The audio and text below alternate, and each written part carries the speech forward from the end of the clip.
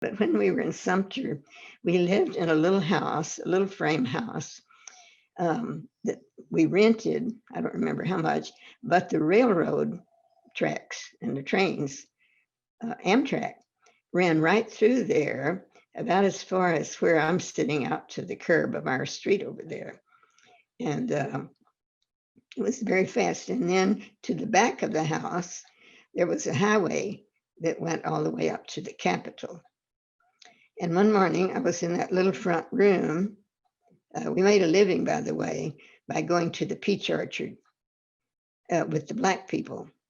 Because when we first settled there and we spoke to the bishop of the diocese, South Carolina at that time was 1% Black, 1% Catholic. And he said, "Sister, welcome. And yes, anything that you think you might be able to do with the people would be very happy, but I won't be able to support you in any way with money." So what we did was work with the people. And there was an old yellow school bus that would come to the little town. This was not Sumter, I'm sorry. It was Gifford, South Carolina. And it would pick up workers, the Black people.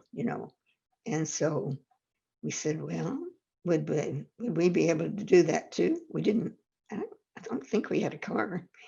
And he said, well, you can try it.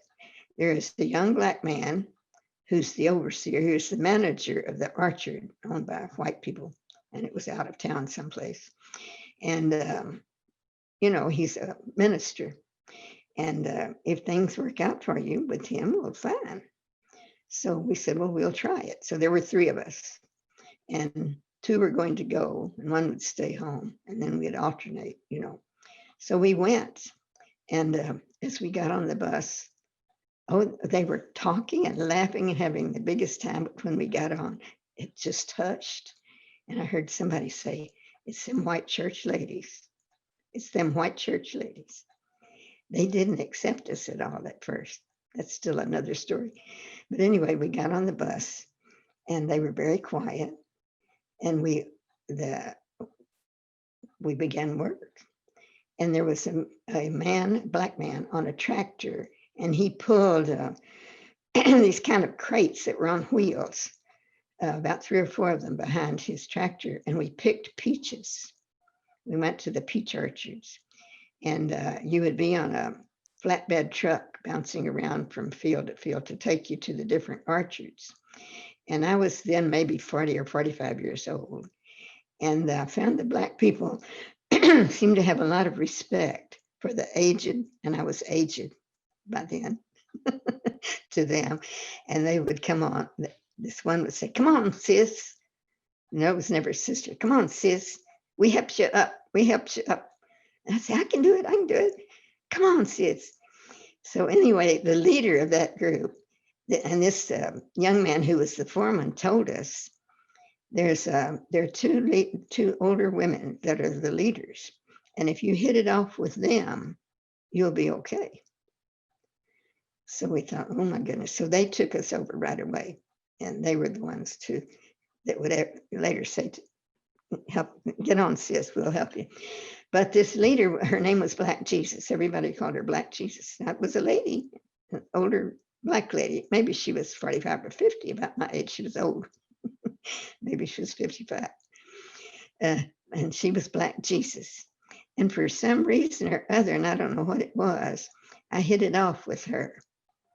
And you were strapped with a big bag. It had a ring in it, a metal ring, and a bag hung down from that.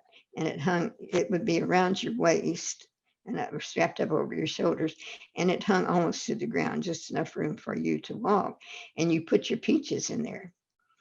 Well, she took me over the first day to teach me how to do it, this white lady, church lady.